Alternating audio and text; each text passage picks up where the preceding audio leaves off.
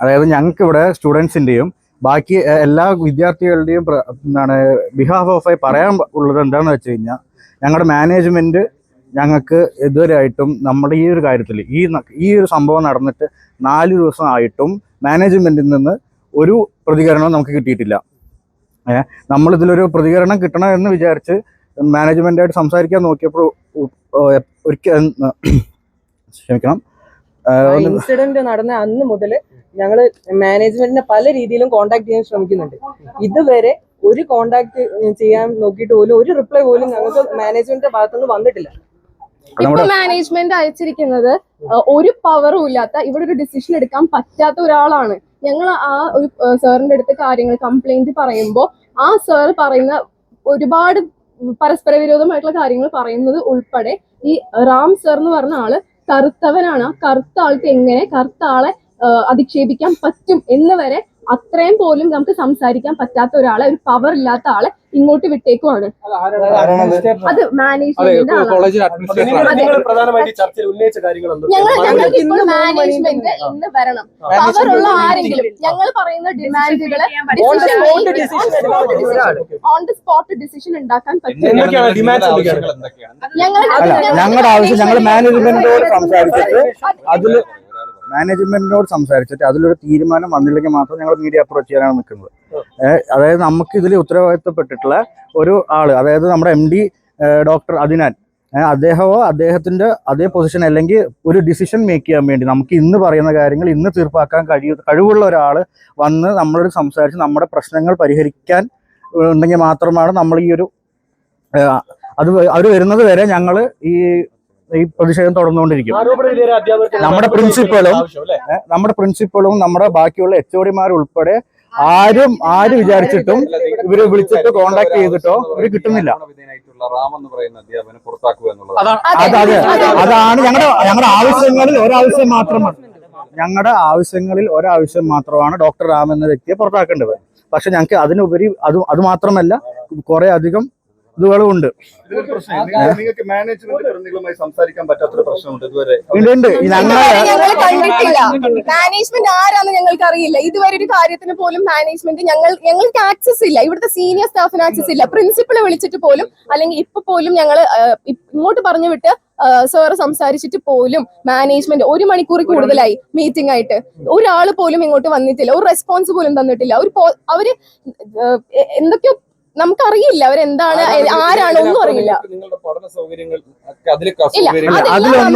മാനേജ്മെന്റിന്റെ അടുത്ത് സംസാരിക്കാൻ നിൽക്കാണ്. നമുക്ക് അങ്ങനത്തെ ഈ മെയിൻ ഡിമാൻഡ് എന്ന് പറയുന്നത് റാം സാറിന്റെ എതിരെ ആക്ഷൻ എടുക്കാനുള്ളതാണ്. അത് മാത്രമല്ല കുറെ ദിവസങ്ങളായി മാധ്യമങ്ങളിൽ നിന്ന് പറഞ്ഞുകൊണ്ടിരിക്കുന്നത് നമ്മുടെ കോളേജിന് പ്രതികരിച്ച ആരും നിതിന്റെ വീട്ടിലോട്ട് പോകുന്നില്ല എന്നുള്ളതായിരുന്നു. അതിന് മെയിനായിട്ടുള്ള കാരണം എന്താണെന്ന് വെച്ചാൽ നമ്മുടെ കോളേജിൽ നിന്ന് മാനേജ്മെന്റിന്റെ ഭാഗത്ത് നമുക്കൊരു സപ്പോർട്ട് കിട്ടിയിട്ടില്ല. അതായത് നിങ്ങൾ ഇന്നത് പോകണം അല്ലെങ്കിൽ നിങ്ങൾ ഇത്ര പേര് പോകണം, അങ്ങോട്ട് വിളിച്ച് ചോദിച്ചപ്പോ ഉൾപ്പെടെ മണിക്കൂറുകൾ സമയമെടുത്ത് നമുക്കൊരു റിപ്ലൈ തിരിച്ചു കിട്ടാൻ. അതായത് നമ്മൾ അവിടെ പൊക്കോട്ടെ, ഞങ്ങൾ യൂണിയൻ ഭാരവാഹികൾ പൊക്കോട്ടെ എന്നൊക്കെ ചോദിച്ചപ്പോൾ അവർ പറയുകയാണ് ഞങ്ങൾക്ക് അതിലൊരു ഇതില്ല. അവർ അവിടുത്തെ പാരന്റ്സും നാട്ടുകാരും എങ്ങനെ റിയാക്ട് ചെയ്യുമെന്ന് അവർ പറഞ്ഞിട്ടും അത് നമ്മൾ പ്രതികരിച്ചതിന് ശേഷമാണ് അവരെത്തിയിട്ടുള്ളത്. അതായത് നമ്മൾ ഇവിടുന്ന് പൊക്കോട്ടെ എന്ന് ചോദിക്കുമ്പോഴും അവർ പറയുന്ന അറ്റ് യുവർ ഓൺ റിസ്ക് എന്നാണ് അവർ പറയുന്നത്. അപ്പോൾ അങ്ങനത്തുള്ള ഒരു മാനേജ്മെന്റിന് നമുക്ക് ഇങ്ങനെ അംഗീകരിക്കാൻ കഴിയില്ല. അപ്പൊ ഞങ്ങൾ ഹൗസ് സർജൻസ് ഉൾപ്പെടെ എല്ലാവരും ക്ലാസ് ബോയ്ക്കോട്ട് ചെയ്തിരിക്കുകയാണ്. അതെ, നമുക്ക് ഇന്ന് എത്രയും പെട്ടെന്ന് മാനേജ്മെന്റ് ഞാൻ പറഞ്ഞ MD ഡോക്ടർ അദിനാൻ അല്ലെങ്കിൽ അതിനോട് തുല്യമായിട്ട് ഡിസിഷൻ മേക്ക് ചെയ്യാൻ ഉള്ള ആരെങ്കിലും, അല്ല നമുക്ക് ആ ഒരു പേര് മാത്രമേ അറിയുള്ളൂ. ഞങ്ങൾ ഇതുവരെയായിട്ട് ഇങ്ങനെ ആരെയും കണ്ടിട്ടില്ല. മനസ്സിലായോ? ഇന്ന് രാവിലെ